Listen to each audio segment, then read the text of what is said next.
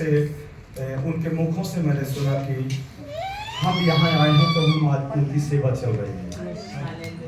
और खासकर इस परिवार के लिए दुआ प्रार्थना मैं परमेश्वर की ओर से करूँगा, और जो भी हमारे यहाँ बैठे हुए हैं सभी बहन के लिए और आंटी जी के लिए और खासकर दोनों दासों के लिए परमेश्वर के और सब के लिए मैं धन्यवाद करता हूँ कि आज मैं इस योग नहीं था, मैं बिल्कुल पढ़ाई लिखाई में जीरो था, लेकिन परमेश्वर मुझे हीरो बनाया है।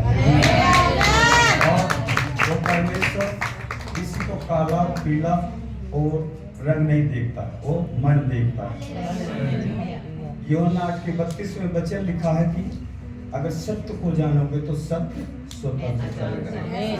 हालेलुया। सत्य को जानोगे तो सत्य स्वतंत्र करेगा। हमने सत्य को पहचाना, और सत्य क्या है? हमारा परमेश्वर यीशु मसीह कहते सत्य मार्ग और जीवन की ज्योति मैं ही। जिसने सत्य को जाना और पहचाना वो स्वतंत्र कर दिया। उसके जीवन में कोई मृत्यु का तो डर है ही नहीं। और समय कम होते हुए मेरी बहुत बड़ी गवाही है, मैंने अपने जीवन में बहुत सी, और हम यहाँ से मुझे बहुत कुछ सहायता भी मिली बच्चन के लिए, हर चीज़ के लिए मिली। और जितना सहयोग हमारे, आज हम इनको अपनी फ्यूचर मदर मानते हैं, भाई को ब्रदर मानते हैं, उनको भी हमारे लिए जितना सहयोग किया।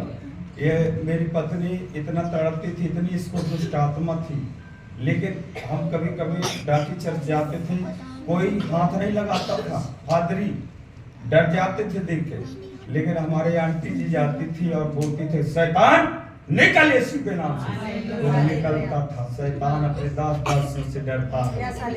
उनके कपड़ों में अनॉइंटिंग होती, उनकी हर चीज में सामर्थ होती है। मैं एक छोटी सी गवाही बताता हूँ। कांगड़ा गया था और जिसके घर में गया था वो बहुत दुष्ट आत्मा से अटैक थी, और मैं कहीं और सेवा में चला गया। मेरी 2 कमीचे पड़ी थी, उन्होंने कमीचे मेरी धोई तो उसके अंदर ओनेंटिंग आना चालू कर दिया। क्या दासों के कपड़ों में भी ओनेंटिंग होती है? तो दासों के हर चीज में ओनेंटिंग होती है, हर चीज में सामर्थ होती है। कोई दुष्ट आत्मा उनके कपड़ों को भी नहीं छू सकती। और आते समय प्रभु मुझे दिखाया इतनी मतलब सामर्थ्य, इतनी ओनेंटिंग, मैं आँख से भर गया यहाँ आते। और एक कलीसिया आगे बढ़ेगा। आप सोच रहे हो कहीं जमीन लेने के लिए, कहीं जगह लेने के लिए, साइड बनाने के लिए, आपका बहुत ही ज्यादा नहीं, 6 महीने के अंदर अंदर कलीसिया 1 नंबर की बढ़ेगी। प्रभु की आग मंडरा रही है यहाँ, प्रभु की बहुत ज्यादा बढ़ेगा। और मन में विचार प्रभु डाल रहा कि प्रभु हम कभी जमीन खरीदें और हम अपनी कलीसिया को बढ़ाएं। ऐसा है कि आगे वाले पीछे हो जाएंगे और पीछे वाले आगे हो जाएंगे। सबको प्रार्थना की जरूरत है, इसमें प्रार्थना बहुत जरूरी है। हमारी प्रार्थना ही सब कुछ जीवन में हमें पहाड़ को ढेर लगाती है। आइए थोड़ा से वचन से रोमियो 8 अध्याय 1 अध्याय पढ़ेंगे।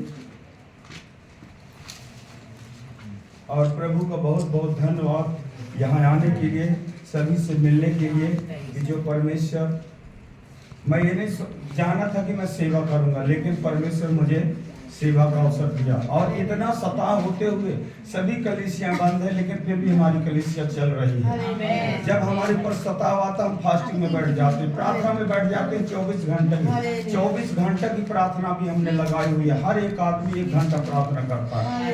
पूरा साल प्रार्थना में बैठ जाओ, खाली नहीं रहना चाहिए हमारा समय। पूरा 24 घंटा एक टाइम टेबल बनाया हुआ है। 10 से 11 तू प्रार्थना करेगा, 11 से 12 तू करेगा। 24 घंटा टाइम दिया हुआ, प्रार्थना में बढ़ो। शैतान हारेगा, क्यों नहीं हारेगा? परमेश्वर से बड़ा शैतान नहीं है। तो पढ़ेंगे इनके बच्चे को। हाँ 8 का 1 अब जो मसीह यीशु में है उन पर तन की आज्ञा नहीं, क्योंकि वे शरीर के अनुसार नहीं वरन आत्मा के अनुसार चलते हैं। हालेलुया। अब जो मसीह में आ गए उनको दंड की आज्ञा नहीं, उनको मृत्यु भी नहीं है। मृत्यु जानते हो, प्रकाशित वाक्य में 3 प्रकार की मृत्यु बताई गई है। पहली मृत्यु बताई गई है कि जो हमारे ऊपर सताव कर रहे हैं, हम हिंदू से हैं मान लीजिए, लेकिन अब हम प्रभु में आ गए तो वैसे तो हिंदू और मुस्लिम कोई है ही नहीं है, परमेश्वर सबके लिए है। वो हमारे मनों को, हृदय को बदलने आया है। उसके लिए कोई जात पात नहीं, हम सब एक हैं। जो कुछ भी बनाया सब यहाँ बनाया है। हमें नहीं समझ थी हिंदू में, तो हमारे क्या बताएं क्या क्या हो रहा, क्या है, गोबर की, गाय की, बछड़े की, गधे की, कुत्ते की, सबकी पूजा हो रही है। डोगी की, काऊ की, मंकी की, सबकी पूजा करते हैं ना। कहते हैं जो जानवर की पूजा करता, प्रकाशित में पढ़ना 20 के बाद, उसकी पहली मृत्यु होगी। वो किस तरह से मारे जाएंगे? एक्सीडेंट से, लड़ाई के द्वारा, झगड़े के द्वारा, फांसी लगा के, आग लगा के, ये पहली मृत्यु होगी। और पहली मृत्यु वालों को उद्धार नहीं होगा, सीधे नरक में जाएंगे। दूसरी मृत्यु बताई गई है कि जो मसीह हमारे सेवा करते हैं और सेवा के बीच में मार दिया जाता है, उनको दफनाने नहीं दिया जाता, वो पुनरुत्थान होगा और यीशु के आने में वो सब जी उठेंगे। तीसरी मृत्यु बताई गई है कि जो सचमुच में परमेश्वर सत्य मार्ग और जीवन की ज्योति मैं हूँ, जो सत्य को पहचान लिया, कहते हैं जो सत्य को जानोगे तो सत्य तुम्हें स्वतंत्र करेगा और आजाद करेगा। अगर सत्य को आपने पहचान लिया है तो सत्य सबको आजाद करेगा। तीसरी मृत्यु परमेश्वर आपको ऐसे हवा में उठा लेगा। आपके शरीर कभी पता नहीं चलेगा, आपका शरीर तड़पेगा नहीं, आपके शरीर में कोई वाइब्रेशन नहीं होगी, और आत्मा परमेश्वर के स्वर्ग आएंगे और उसे बांध पड़ेंगे और तीसरी मृत्यु में उठा ले जाएगा। वो डायरेक्ट स्वर्ग, वो स्वर्ग में परमेश्वर के लोग जाएंगे। तो हमें, जब हम सच्चाई से और प्रेम से चलेंगे, कहते हैं पवित्राई में चलना बहुत जरूरी है अगर सेवा करनी है। जब व्यवस्था विवरण 28 के एक वचन में पढ़ते, वहां क्या लिखा है कि अगर तुम मेरी विधियों में चलोगे, मेरी आज्ञा में चलोगे, पवित्र जीवन में चलोगे, तो इस पृथ्वी का तुझे मैं अधिकारी बनाऊंगा, आशीष पाएगा, तो इस पृथ्वी का राजा बनेगा। और यूहन्ना 1:12 में कहा, जितना ने मेरे वचन को ग्रहण किया वो मेरे बेटे और बेटियां कहला गए। हालेलुया। आज हम सब परमेश्वर के बेटे और बेटियां हैं। आज मसीह में आज दंड की आज्ञा नहीं है आप लोगों को, मसीह में मृत्यु की आज्ञा नहीं है आप लोगों को। प्रभु हमारी मृत्यु को काट दिया, हमारे दंड को काट दिया। हालेलुया। दूसरा वचन पढ़ेंगे इसी को। क्योंकि जीवन की आत्मा की व्यवस्था ने मसीह यीशु में मुझे पाप की और मृत्यु की व्यवस्था से स्वतंत्र कर दिया। हाँ, क्योंकि जीवन की आत्मा की व्यवस्था ने मसीह यीशु में मुझे पाप की और मृत्यु की व्यवस्था से क्या कर दिया? स्वतंत्र कर दिया। हम सब स्वतंत्र हैं। आज हम स्वतंत्र हैं, हमें कोई किसी प्रकार की टेंशन नहीं है, क्योंकि परमेश्वर हमारे साथ है। और इसी का 6 वचन पढ़ेंगे। शरीर पर मन लगाना तो मृत्यु है, किंतु आत्मा पर मन लगाना जीवन और शांति है। शरीर में मन लगाना, शरीर की अभिलाषों में नहीं चलना। आज मैं ये कर लूं, कल वो कर लूं, घर बना लूं, बिल्डिंग बना लूं, बेटे की नौकरी दिला लूं। शरीर की आशा में नहीं चलना, परमेश्वर की आत्मा से चलना। जो भी बुलाहट है प्रभु की, आप सवेरे जाते हो, घुटने टेको, प्रार्थना करो, प्रभु मुझे आज मार्केट जाना है, प्रभु से बोल करके जाओ।